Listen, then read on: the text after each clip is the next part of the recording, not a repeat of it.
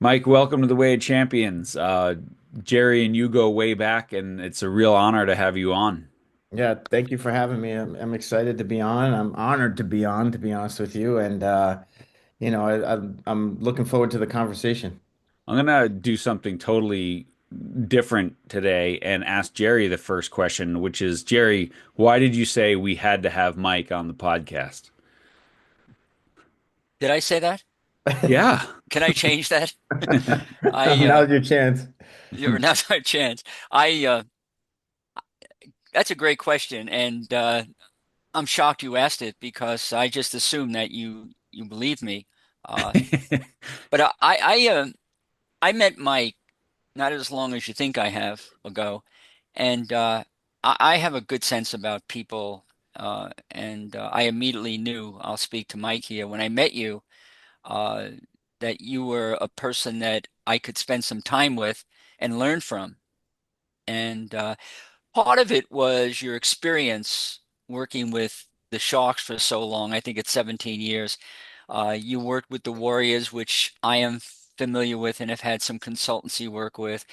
And it was partly that, and I know that we'll dive into some of those uh, thoughts and issues, but it was just who you were as a person. And to me, you represented everything that John and I teach about servant leadership, about being genuine, authentic, vulnerable, being able to laugh at yourself, not taking yourself too seriously.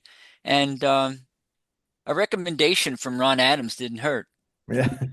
because John and I both had Ron Adams on here. And for those who don't know who Ron is, he's the one of the assistant brilliant minds uh, that have led the Warriors to several championships, the Golden State Warriors. And he spoke so highly of you uh, that I was wondering why I didn't meet you earlier. But anyway, that being said, uh, you know, let me dive in here, and John, if you don't Yeah. mind, I want to sort of take the first step here.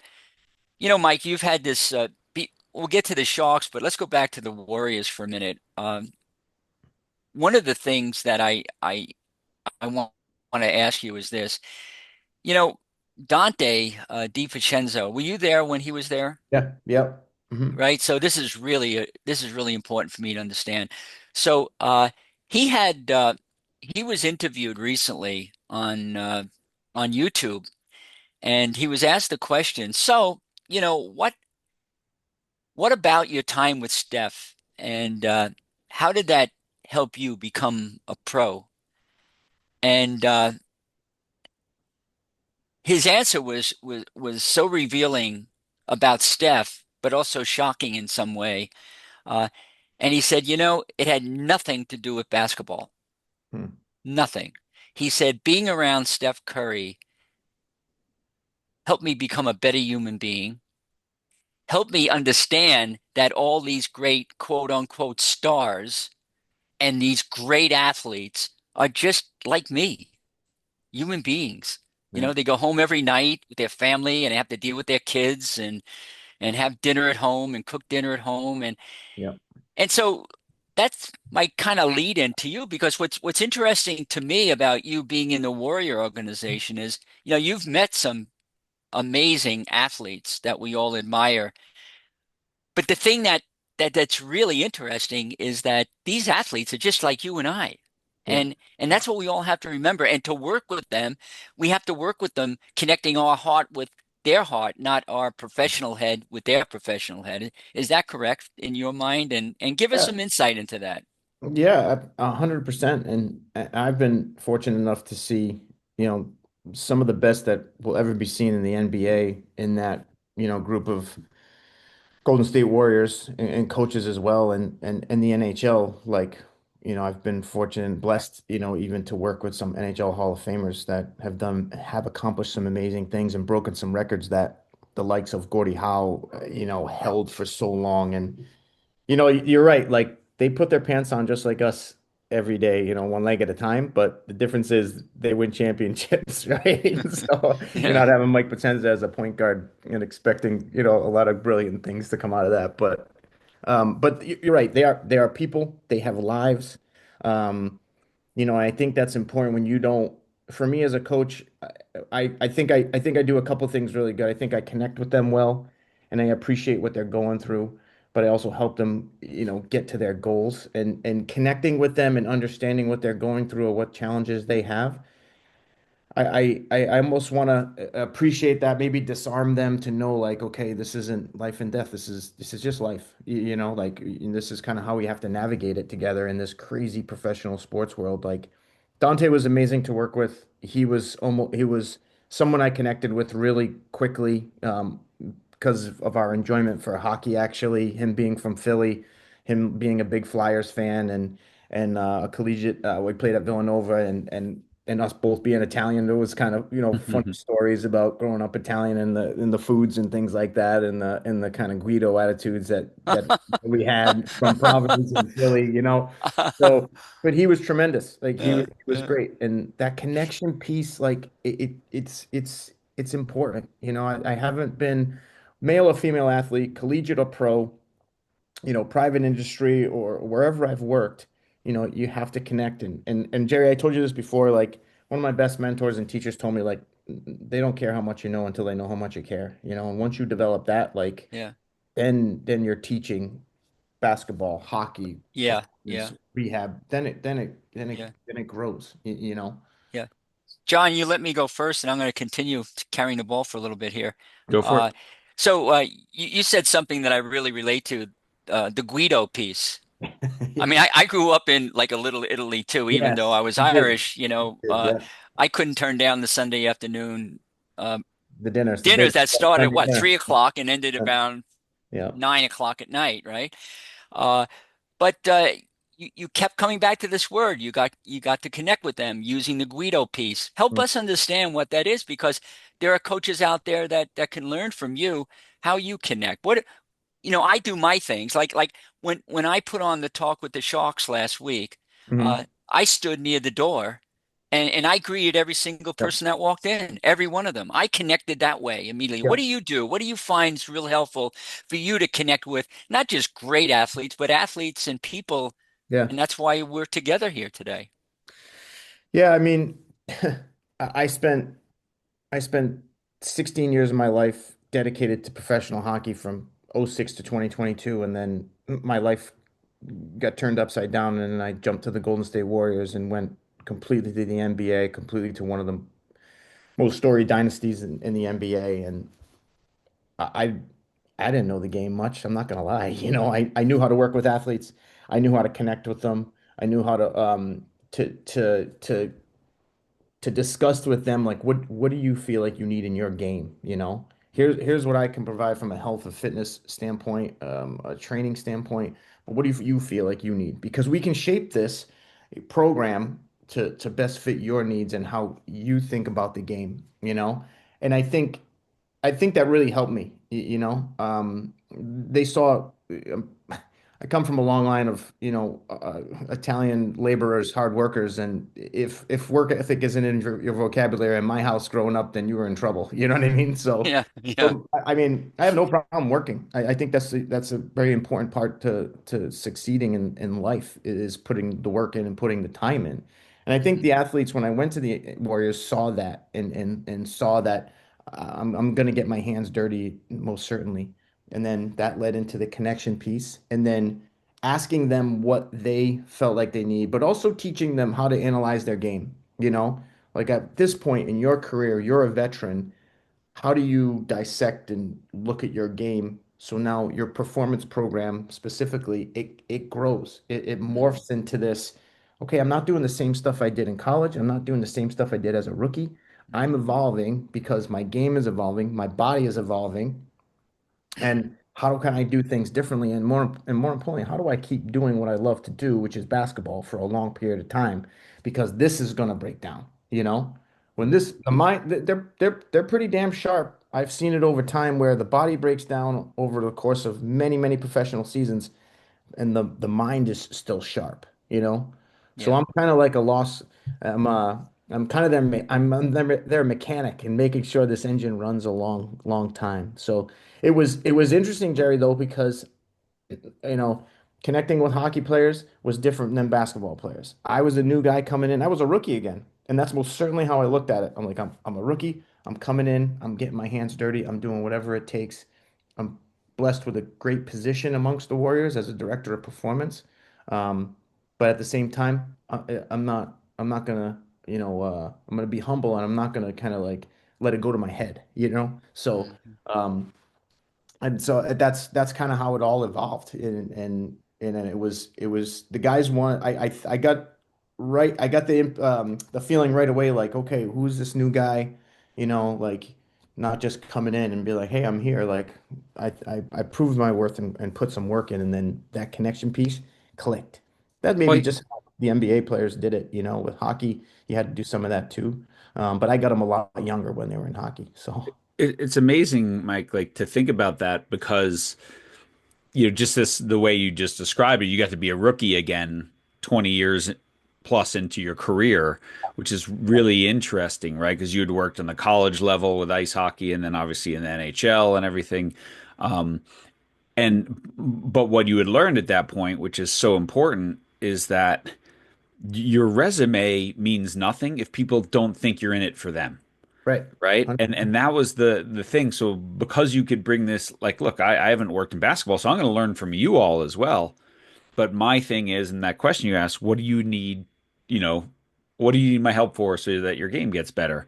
Yeah. What an incredibly important thing for any coach of any sport to approach with that attitude instead of being, I'm the sage on the stage and you're Right. all going to take it from me.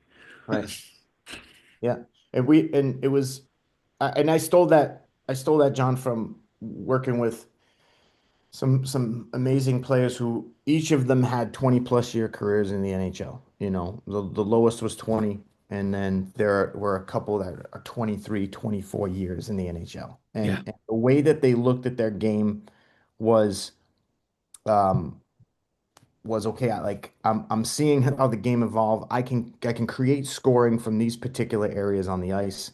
I need to work on this. There's a physical component that if I do go to those areas, I need to be able to be strong or be stable or be quick in, quick out of these particular areas. So that's just a concept. That's just a fundamental now for me in my coaching.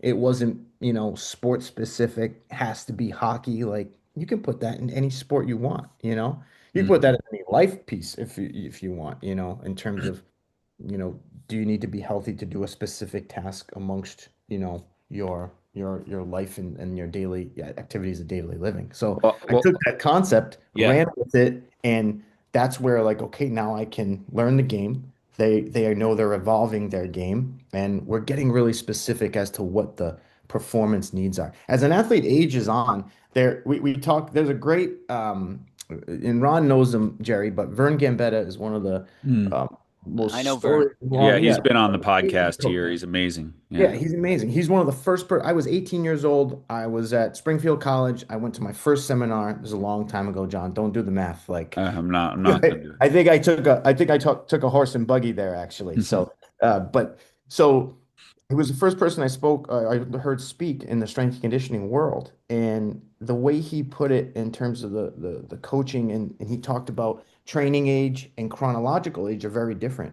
Mm. So when I'm dealing with these veterans, or when I've dealt with the veterans hockey and basketball or whatever have you, it was always okay. Their training ages are really high.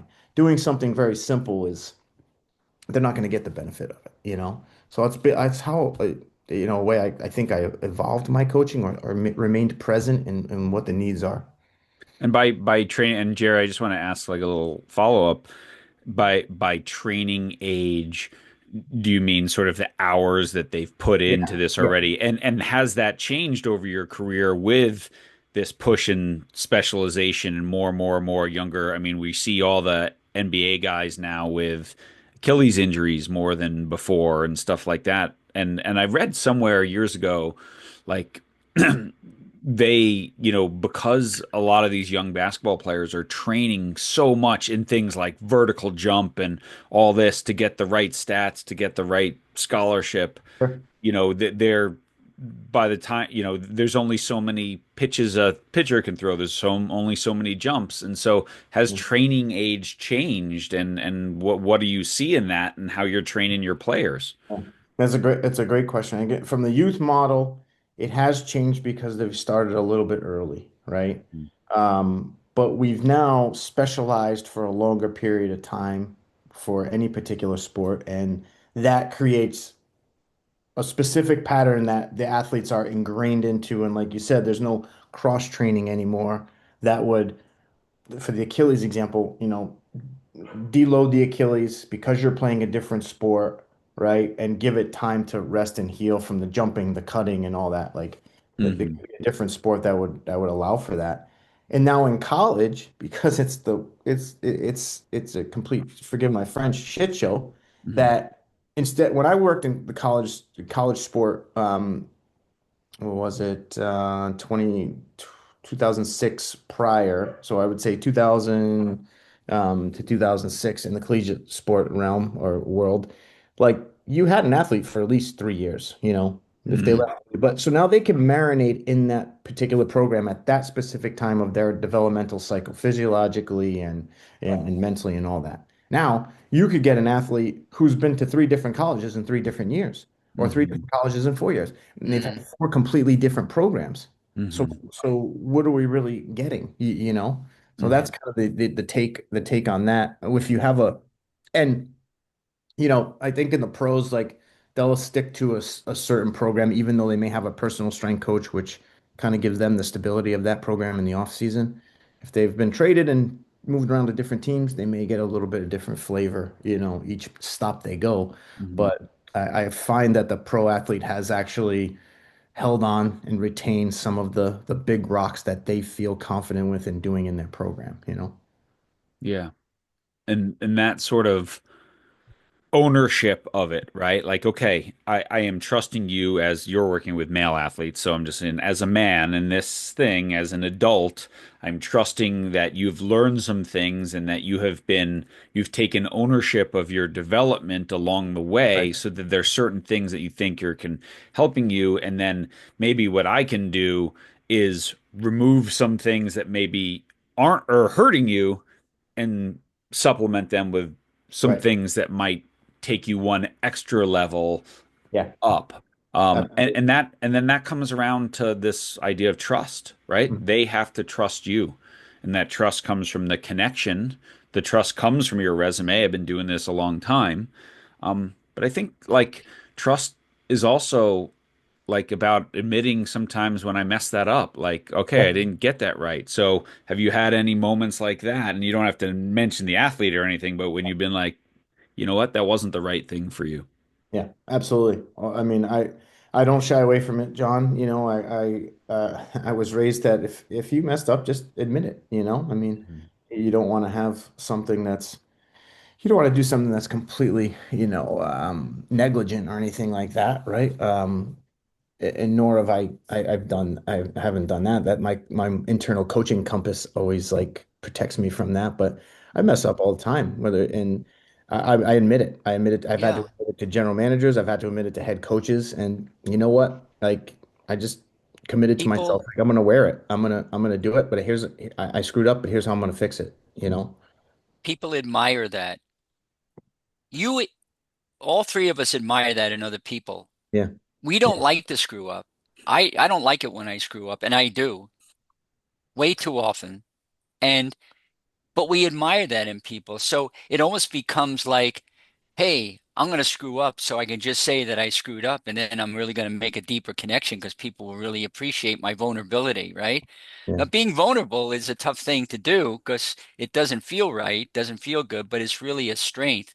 And getting back to John's original question, I have to tie that in. That's why I asked uh, Guido to join us. I mean, this guy.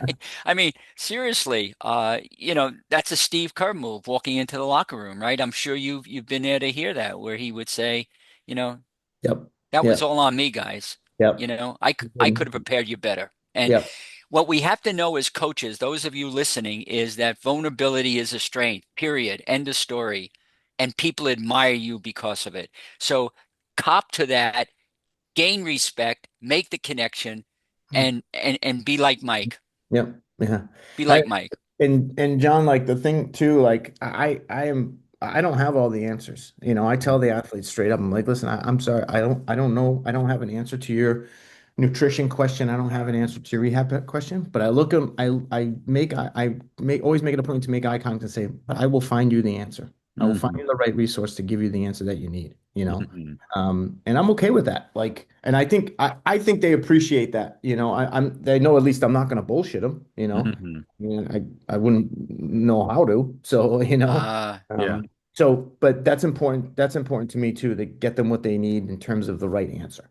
Well, I think as well with today's professional athlete who is looking for that edge, right? And there's a lot of bad information out there, Yeah. right? Like you can go down a rabbit hole of the wrong stuff with, let's just use the broad term, influencers talking about stuff that is not scientifically backed or whatever. Never mind the fact that, they have to be wary about, drug testing and what's in this supplement they're taking or Yeah. anything like that. So there's so much to it. And so to have a trusted resource to say, I'm not quite sure what that is, but I'm going to get you the right answer Yeah. is absolutely critical because I met a lawyer. We had a lawyer on this podcast who represents a lot of athletes, who in drug stuff, and they're like, the percentages. It's like one drop in an Olympic swimming pool, and you're Yeah. out of competition for a year, and your career might be over if you're an Olympian, Right. right? And so, yeah, It's it's yeah. Go ahead. scary business. Scary. It's that nutritional supplement nutrition world is it's the Wild West. It can. You're right. Anybody can make a product. Anybody can throw it out there. You have to really do your research on as to what's credible, what's effective, but Mhm. also what's third party tested and following the WADA banned substances program. Yeah, Safe. It has to be safe. yeah, yeah. Um, how have you? In this career, I mean, like, what's I'm just always curious because you, again, to go back to use the term rookie, what is the difference between training a basketball player and a hockey player, in both in terms of getting them stronger, faster, or whatever, but also preventing injuries? Yeah. Um, yeah. Yeah, in hockey I was conditioned in the environment like that you worked in was you had some low back issues, right? And that's from the rotational component, that's from the contact component, and the same low back in basketball was compressive forces, just massive bodies with long limbs and long levers just hitting the ground, whether it be jumping. So you have a compressive issue with the spine over time, right? Hmm. And then, we didn't see a lot of adductor problems in basketball. Hockey, you do. Like, the adductor in hockey is like the hamstring for any running athlete. You know what I mean? When you Yeah. hear like the player pulled a hamstring, or whether it may be in baseball or football or whatever, like you don't see a lot of that in hockey. You see an adductor, because of the skating stride. Yeah. Ankle Achilles in basketball is the scary ones, and a knee and Uh, ACL is a scary one. The ACL is pretty much the same. We saw a lot of those because of contact, because of being locked up and then forced into rotation, and the knee kind of gets cranked.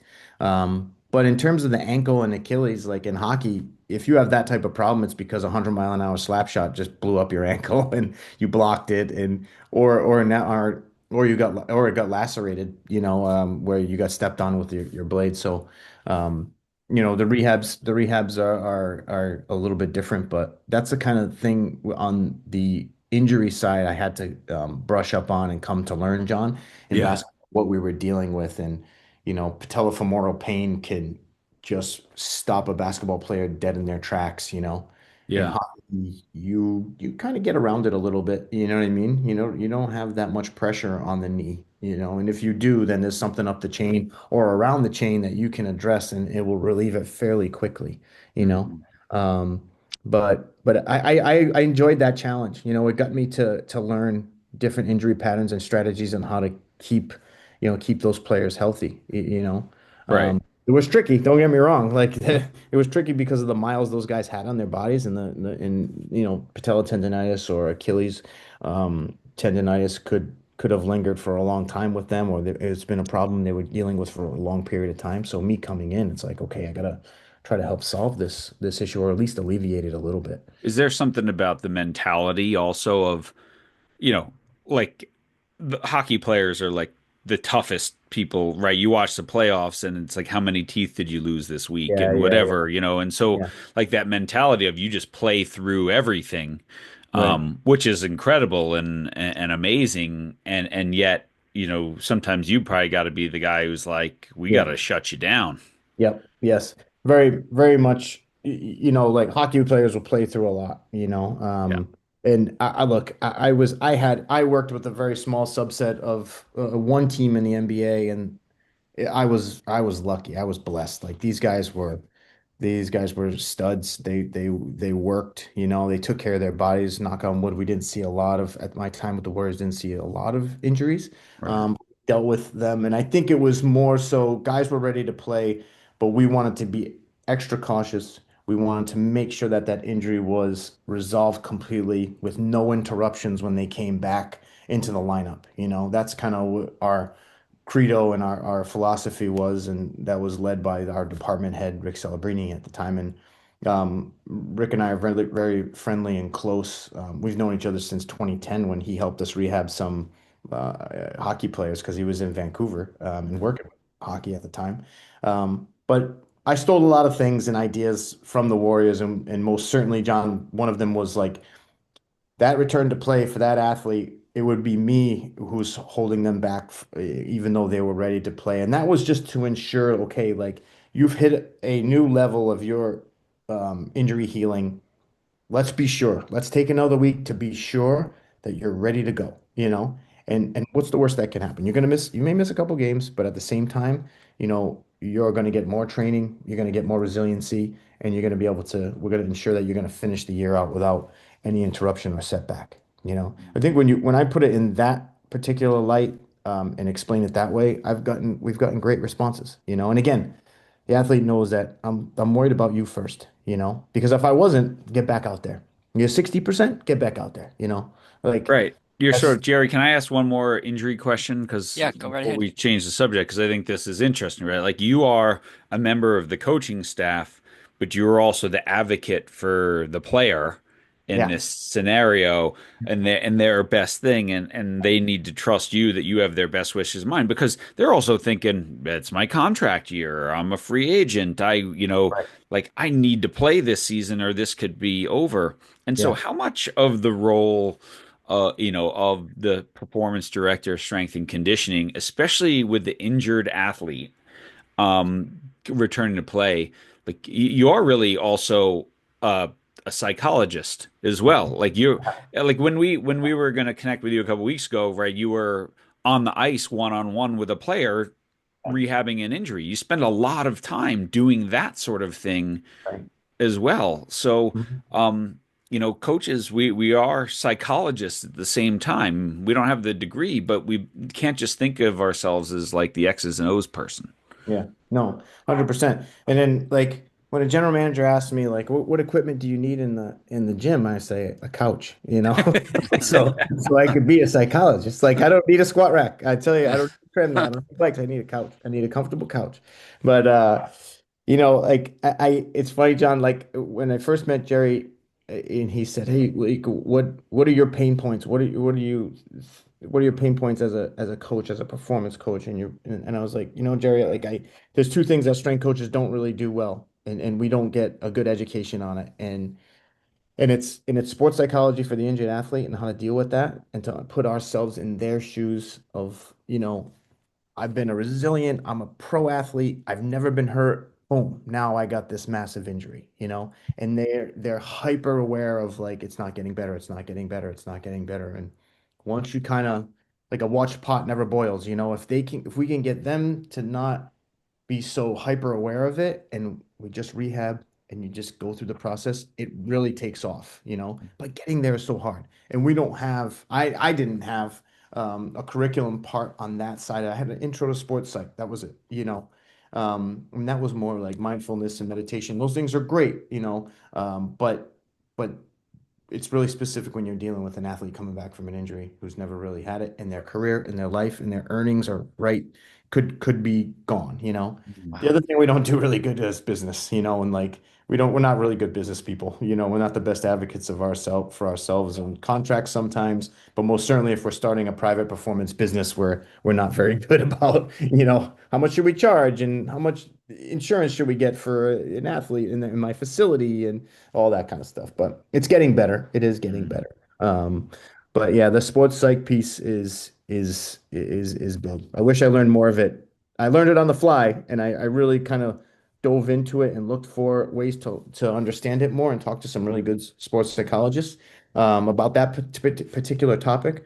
But I wish it was a more deeper curriculum in undergrad. That's for sure. I Yeah. want you to remind me. I have so much going on in my mind right now. I mean, I didn't realize how stimulating this would be for me. Uh, or maybe I did. I have a DVD that was made by Championship Productions on the psychological aspects of healing athletic injuries, and I want to give you a copy of that. Yes, love it. I still have And a DVD player, so they won't go if to you, my. I was going to say they might have it in other formats, but Yeah. the only format I have is DVD. So if it works for you, when you Yes. come down to Santa Cruz, which I'm Yeah. expecting, Yes. I will. You need to remind me. And if I think about it, I'll put it aside and give it to you because that's why I did that. I did that to help you and Yeah. others in your shoes to say, look, as a sports psychologist, this is what I would recommend. Right. It might or might not work, but if you haven't looked at this, you might want to give it a shot, Yeah. Absolutely. That sounds like a right? great resource. Yep. Yeah. Okay. So that's number one. I have three things. Number two, I've saved them up, John. Number two, I want I want you, if you can, to shed light on something, what we're talking about here. What could be more important than discussing the injury that Steph Curry has in this situation going into the playoffs, knowing that without him they can't win, with him they could win. Hmm. And most people out there in the world, the comments I get, now I'm a runner, and so I know what those injuries can be like from running. My those Yeah. muscles help us understand why he didn't get back and play that game. And Hmm. and everyone was like, he might not even come back at all. Yeah. And so help us understand that kind of injury at that level and why he didn't come back and help his team, Yeah. and Yeah. I shed know. some light on that for us, will you? Yeah. I'll start off by saying I don't have an answer, Jerry, but I have a response. Mm. That's So, that's that's right in my that's yeah. right in my I wheelhouse. I stole Uh, that from you, right? Mm. you stole Actually, that from me. yeah, because you said that It sounded familiar. I at said, the yeah, Sharks at the okay, Sharks.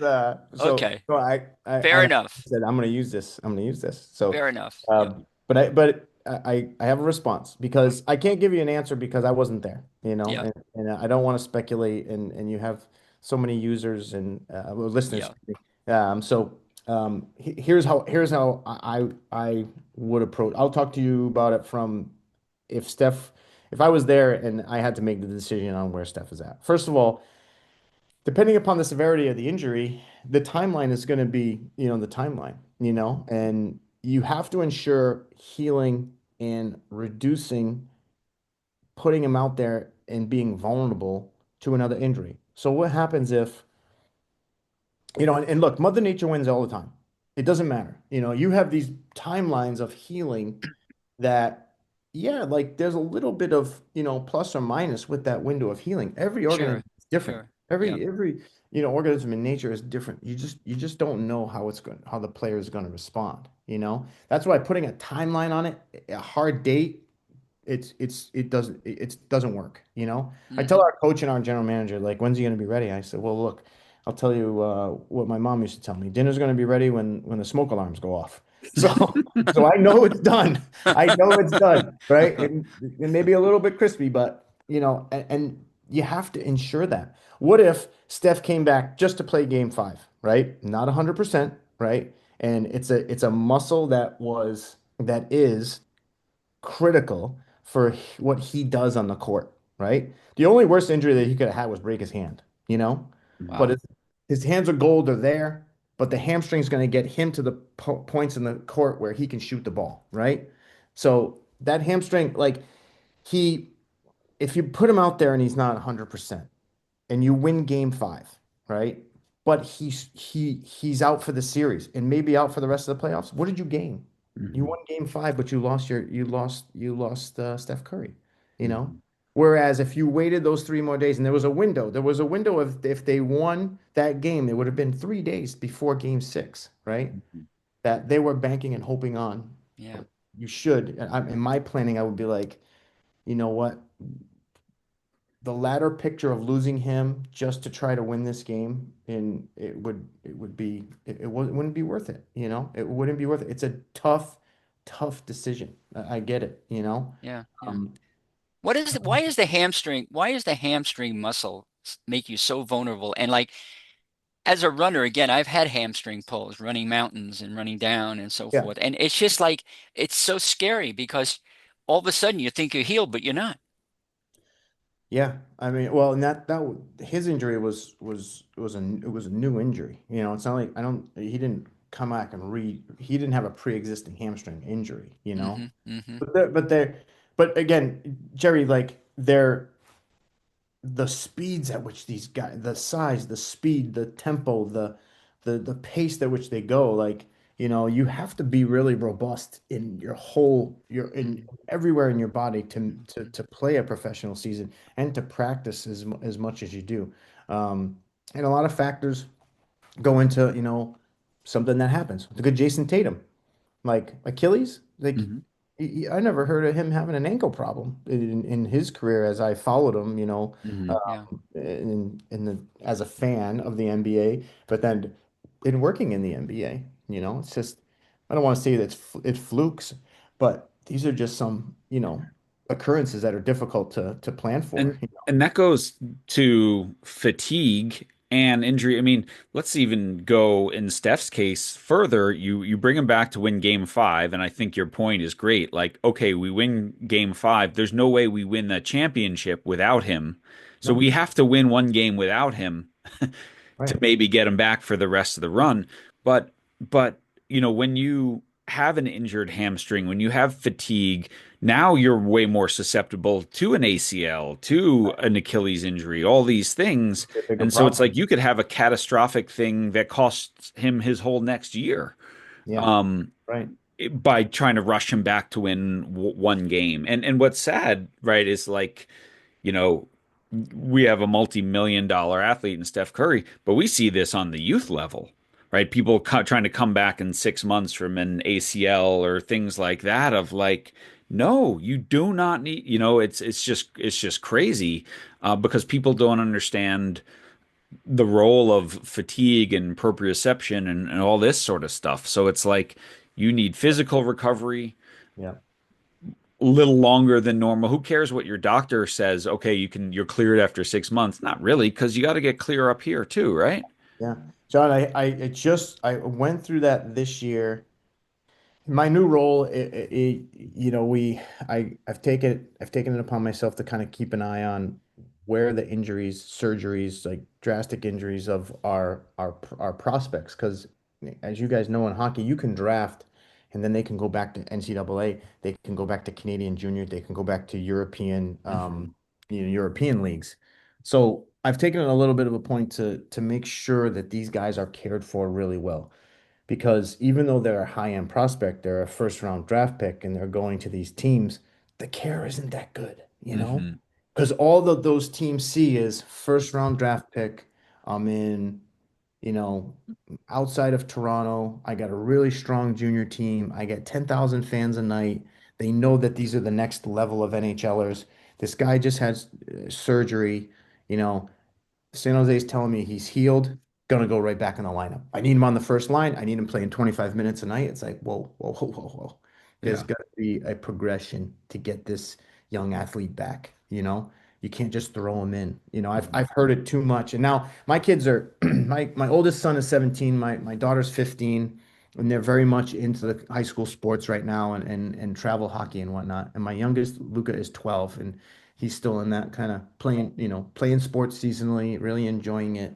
Um, but I see it at the high school level too, now that I'm ingrained into my kids' sports, and it's interesting. It's frustrating on the as the outside looking in to it, but yeah, like there needs to be a progression, and I think the doctors and the PTs of that world have to take more hold of it, with the athletic departments, athletic directors, and then high school coaches to say this kid's not ready, Yeah. And again, trust. We had a former U.S. soccer performance director on the podcast here a couple year ago or 2 years ago, and he said, a big part of their job in international soccer is, you get the players from the clubs that pay their salary all year, and then you put them into, an intense camp and play 2 games and send them back, and working with those performance directors in Germany, in England, and whatever to manage the load and any injuries and whatever, and saying like, okay, we're going to limit this player's minutes, and what a difficult thing it was because it's like, listen, we need to win this international game and qualify for the World Yeah. Cup, and yet at the same time, Yeah. that's an expensive asset to you that we can't run into the ground. And so if we say we're only going to play him for 45, we have to do that. And just how difficult it was to balance that thing. And I'm sure you send players to national teams as well of like, Yeah. it's not easy, but you have to have trust in them that they're not going to mismanage someone that you've been Right. trying to get healthy or keep healthy. I meant to say this earlier when we were talking about it, but my hardest conversations with regarding an injured athlete in any organization I've worked with is not with the athlete themselves. The athlete, when you tell them, you're like, hey, I want to extend this timeline, it's for their safety. I think I made that point, and they appreciate that, At some point, believe me, I've been there in hockey where it's like the guys looks at me dead in the eye, doesn't even blink, and says, I'm playing. And be like, okay. Yeah. Put your stick down because you can play. Like, don't Hmm. don't swing it at my face. You know what I mean? But the hardest conversation I have is with our general manager and our head coach, and telling them what they don't want to hear. And look, I know what I signed up for. I'm okay with it, because I'm there to protect the athlete, but also think bigger picture for them to say, I know you want the player back. I know he's important. And yes, like their 70% is better than someone else's 100%. I get that, but at the same time, they can't do the job you want them to do. So I've explained this to coaches, I'm like, if he plays and he's dog shit, you're gonna come and we're gonna meet after and be like, yeah, he played terrible. I'm like, yeah, I could have told you that because he's not ready. So, and again, dinner will be ready when the smoke alarms go off, So, but I know, I mean, that's part of the job. That's just maybe some say I'm on the fence, but it's like no, that it's there's an appropriate prescription for whatever the situation is. Hmm. And you got to hold true to that. Yeah. I can think, Jerry, did you have another question you were going to say? I was just going to say, like, just watching, and you don't even have to comment on this, that the four nations in the NHL this year during the All-Star break, instead of like a low-key pickup hockey game with with some skills competitions, all of a sudden we're brawling against Canada, and I'm thinking every GM and head coach out there is like, oh my God, just get me my players back. Yeah. Yes. Yeah. Yes. And Go there was ahead, some Jerry. injuries coming out of that. Yeah, Like, there was. Yeah, big guys missed a yeah, lot of the Yeah. season after that. yeah, Go ahead, Jer. So I'm going to just shift gears here for a bit, so we don't run out of time on this one. But Mike, you're a very thoughtful guy, and you've had even if you didn't even go much further, you've had a really stellar career and many years at it. But what are some of the things to help other coaches listening out here? Because I know they're wondering, what else could I learn? Like, what are some of the things you wish you spent more time on learning early on in your career? And sort of in what sense, can we talk about that in relation to the suggestions you have so other coaches can maybe pick up these skills a little earlier? yeah. That's a great question. And I I reflect on that a lot, Jerry. Hmm. Professionally, as to what I can.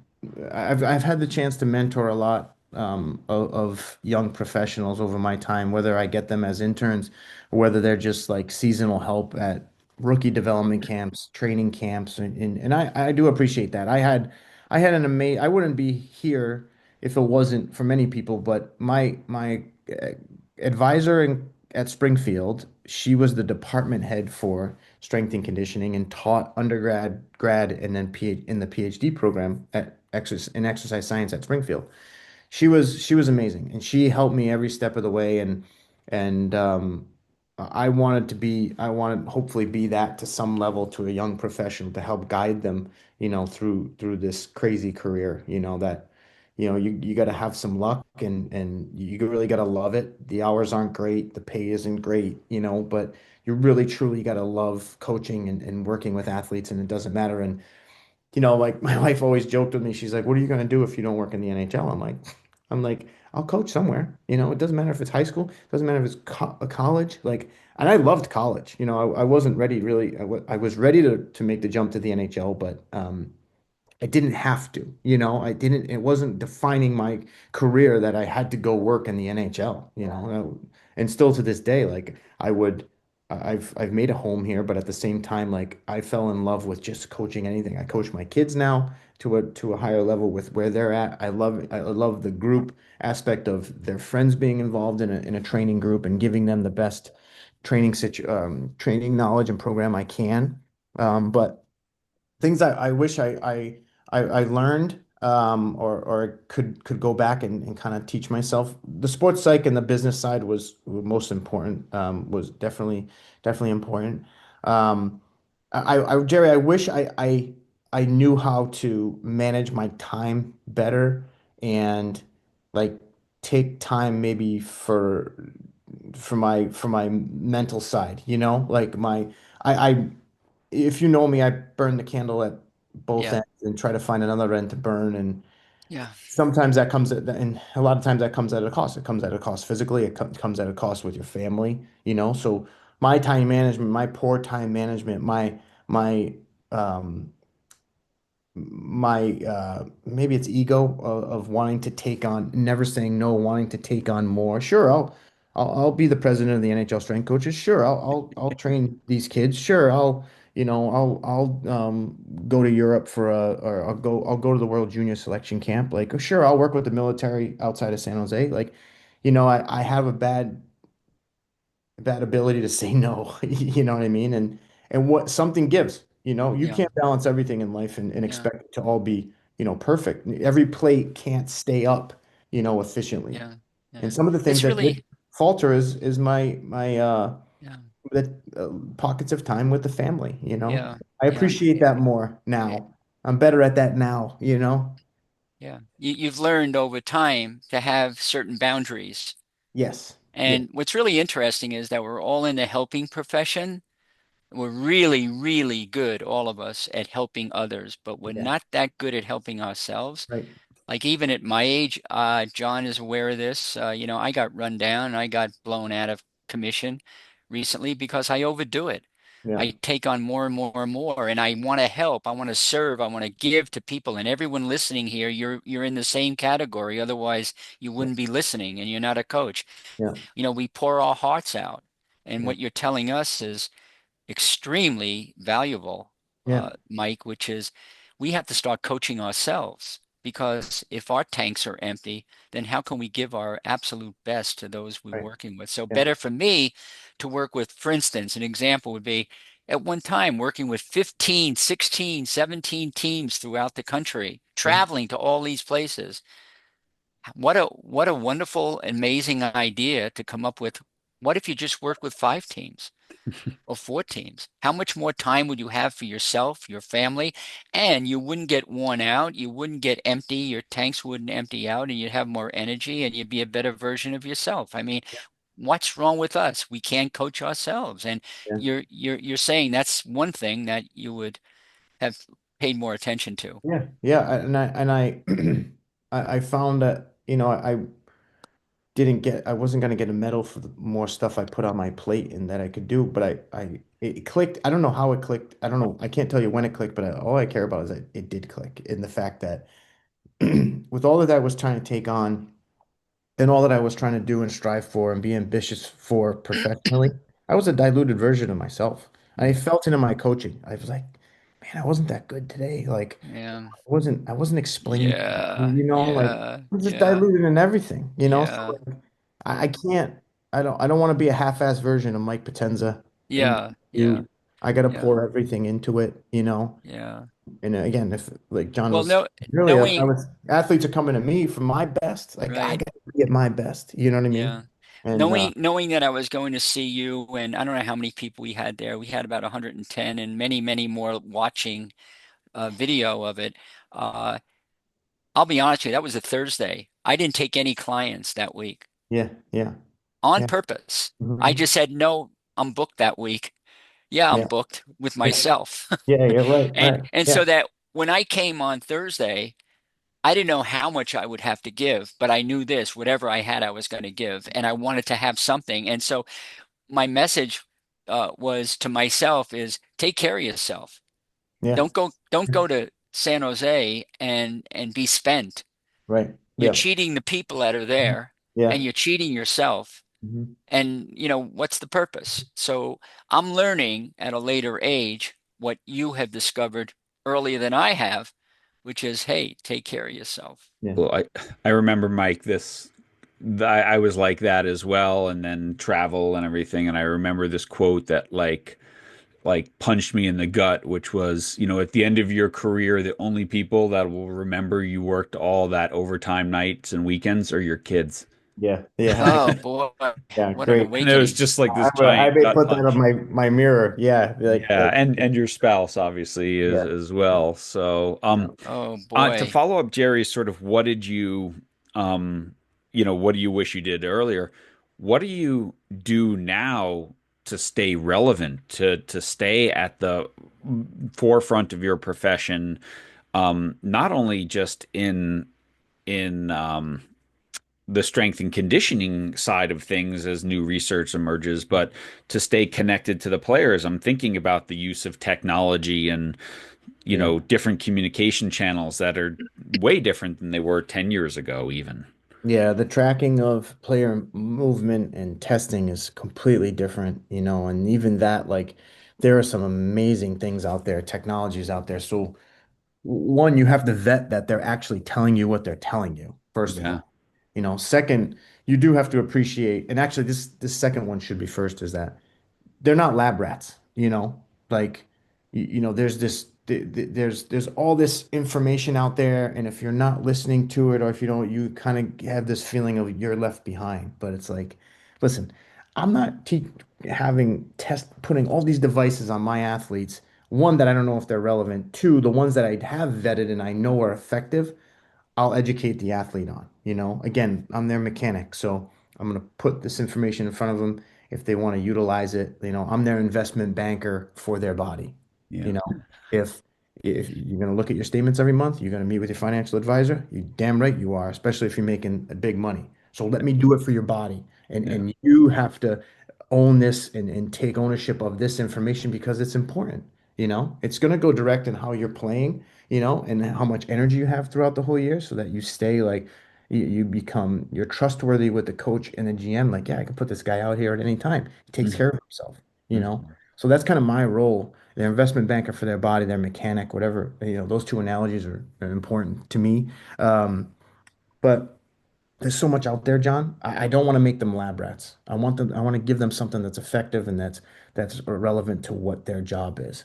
Um, yeah, and that can go for, a lot of different things. And I've become the filter for all the nutritional BS that can be out there that's dangerous, that doesn't work, and then all the Instagram, social media gurus out there that are saying they got to do this, they got to do this. But like, I saw them, I'm like, that world is different, like from the environment that we are in the NHL or at the in the NBA at the time, Mhm. you know. Mhm. So we have to find the most effective things that are going to help them. And we had Ashton Eaton on the podcast, who's, decathlon champion. And he talked about his relationship with his coach in that aspect. He's like, okay, decathlon, 10 events. You can't maximize every event.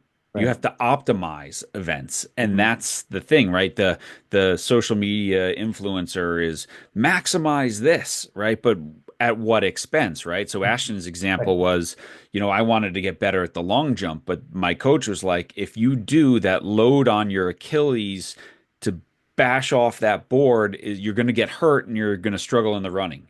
So Yep. we're going to optimize your long jump, not make it as good as it could be, but good enough to set a world record, to win Right. a gold medal. And that's how I think, your role is as well. Is like, yeah, you can find anything on TV that's going to make your left pinky stronger, but that's not really the best thing for your overall ability. No, no. And there's so much information now. I mean, the popularity of an interest in being in the performance sciences is super high, which is amazing. Like there are laboratory devices that I utilize in exercise physiology that are now mainstream, and you can buy them right now, for a much cheaper price than what it was to put it in a lab in Springfield College. These are becoming more popular analytical diagnostic type tools, which has shown how much it's grown and how many universities now have, undergrad, grad, and PhD performance related programs, which is exciting. You have to continue to learn. You have to be a lifelong learner and want to do that in this profession.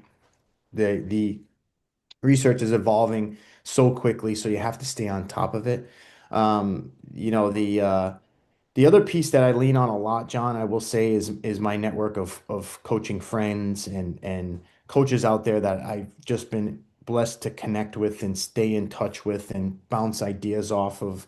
You know, maybe in the past there wasn't that fraternity of guys. They kind of everybody had their own secrets and they didn't want to say what they were doing, but I don't care. I'm an open book. Like you can do my program in Chicago with the Blackhawks and you're gonna get a different response. It's just, I'm in my little environment, my little laboratory, and this is how we're putting it together for our guys under our conditions and our situation. But the fraternity or network I've created with coaches, male and female, that I lean on now to talk about where the industry is going and what research is out there and effective tools out there.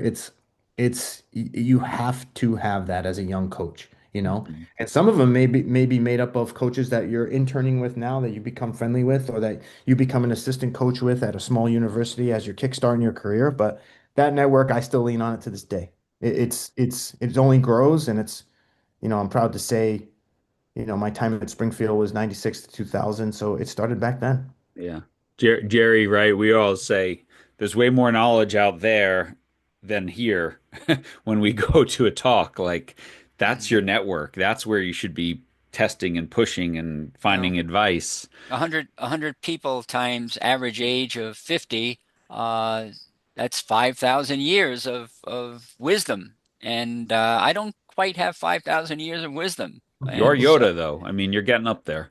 my gosh, I'm You- halfway there. You're And 2,500. at this age, I'm halfway there. Yeah. I want to just shift for another minute because I know our time is really running low.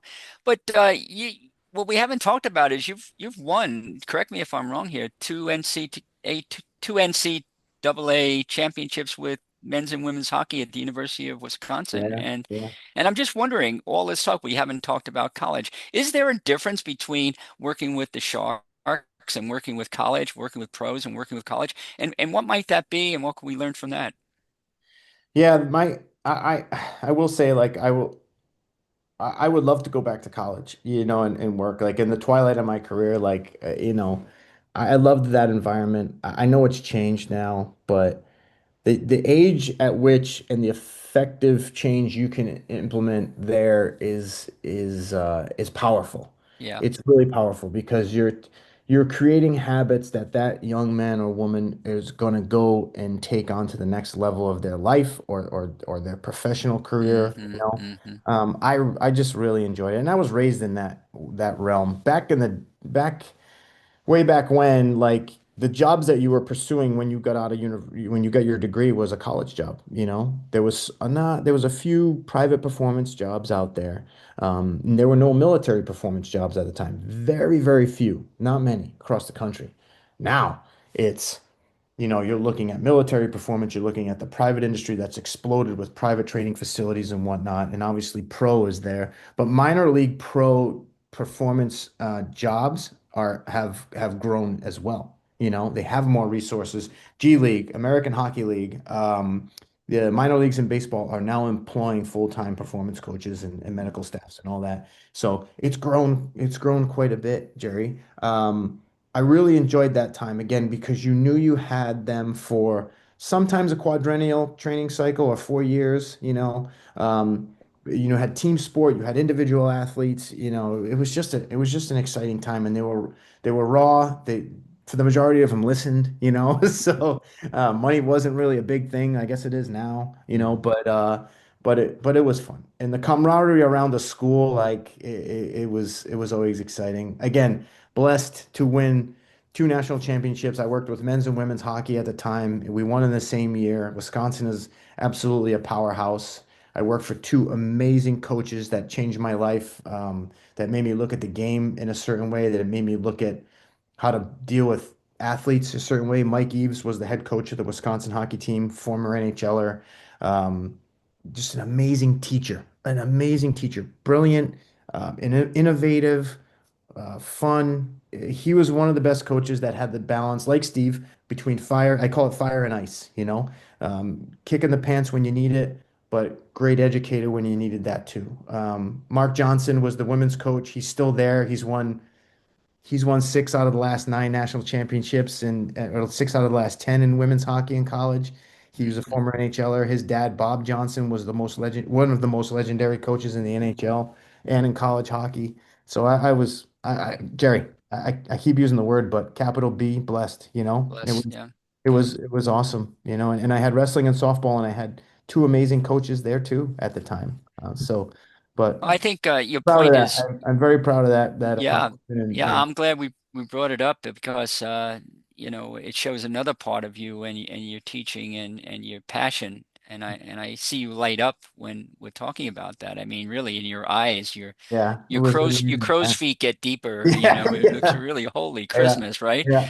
But Makeup I artist like wasn't in this morning before the podcast, so I should I have. love the idea of and I know John would agree with this that when working with pro athletes myself, and working with a lot of collegiate athletes and not as much youth athletes, and John can speak to this, is what an amazing influence and how fortunate and blessed are we to work with the younger athletes and the impact we can have and how we make a difference Yeah. in their overall life. Forget about sports because, my whole thing with Way of Champions and my model, and you saw this in the talk I gave to that group, is it's not about leadership per se in sports. It's about leadership in life. It's Mhm. about sharing love and connection and caring in life.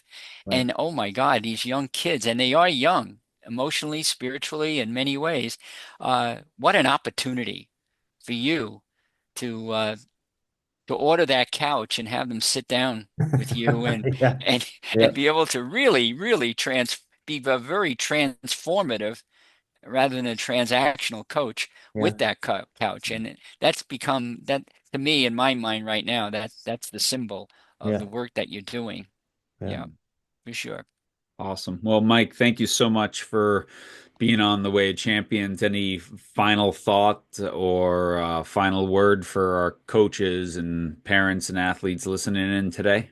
Yeah, no, again, thank you for having me. I enjoyed it. I wish we could keep going and hopefully we all get the chance to have a coffee together at some point when we're all in the same city. I know I'll see Jerry in Santa Cruz, which is not basically down the street for us, but Yeah. I appreciate the opportunity to share with the young coaches that are out there or coaches that are out there. And again, you got to continue to learn. You always have to put the work in, but don't compromise, your energy and yourself. And um, the again, the athlete doesn't care how much you know until they know how much you care, and you got to be vulnerable and you don't have to be you most certainly can't be the biggest ego in the room, and you have to stay humble with them Mhm. when you're working with them. So I appreciate you guys giving me a chance to say that and share a little bit about my time in the Well, it's profession. so important for our listeners to hear your message, Yeah. and you made a huge difference today. Thank you. I appreciate you both. You could stay home. You don't have to go to the Sharks today. You can. No, Hmm. I gotta go in today. I gotta go. But boundaries, boundaries. I Hey, know. thanks so much, Mike. All Thanks right, for guys. being Thanks so on the much. Way of Yep. Champions. Thank you again. Thank you, Mike. Jerry, that was awesome. It was fun. It was a lot of fun. Obviously, I met Mike. I don't know him that long, but it shows you what deep connection can do and how Hmm. well you can get to know each other. He Hmm. feels like I'm a brother, like he's known me forever, and I feel the same way. And yet we only know each other for 2 months. Yeah. Isn't that Yeah. astounding? But anyway, his whole approach uh, was emblematic of what we teach with Way of Champions, which is connection, caring, love, empowerment, and vulnerability and authenticity. And when we meet as someone who's more authentic, Yeah. I mean, Yeah. really, I was really blown away by that. Yeah, no, it was amazing, and someone who has this long career across different sports and that ability to jump, this sort of, he called himself a rookie. We could call that the white belt mentality of just showing up Really, saying, I'm not done. I have something to learn. I'm curious. I'm excited, and I want to make you better. That's who you want to be coached by, whether it's getting you faster and stronger or, helping your team win games. And that's why I think he was just such an amazing, well, amazing guest. right. And taking that approach and being, I asked the question about how do you connect? Well, he connects by being himself. Yeah. And the lesson for all of us is if we're authentic and genuine, people are going to learn and they're going to become better versions of themselves, and we're going to motivate them from internally, from inside themselves, because of that respect they have for us. And I can't say this enough, is that all we have to do is be who we are, be the genuine, authentic people we are, which is what he is. Yeah. And then that last piece I love, what piece of equipment you need a couch. I mean, that's Oh, really that every was coach. precious, Like, I need a couch because right? how many times have we talked and have the best That coaches in was the world shared in this podcast that it's the one-on-one meeting, it's the individual connection and conversations. That's where coaching happens. That's where the magic happens. And I need a couch. I need to get into these guys' really, heads yeah, and yeah. help them understand me and help understand them, and then I can help them. Yeah, I love that analogy to the couch. Being a psychologist myself, or having worked in psychology for many years, uh, that could be a title of a really good book that we want to do, John. The couch effect. Coaching with the couch, Coaching on the couch. Got coaching it. on the couch. I mean, there Awesome. we go. Well, thank you everyone for listening. Thanks again to Mike Potenza from the San Yeah. Jose Sharks. And this is a great example of influence and how when you do your job and you're a real professional and you connect with people, your influence is a positive one in every interaction. And And it's never neutral. it's never neutral. So thank you, Ah, thank you, thank you to Mike and the Sharks and to you, Jerry, for another wonderful episode. And we'll see everyone yeah. next week. Thank you, John. I loved it.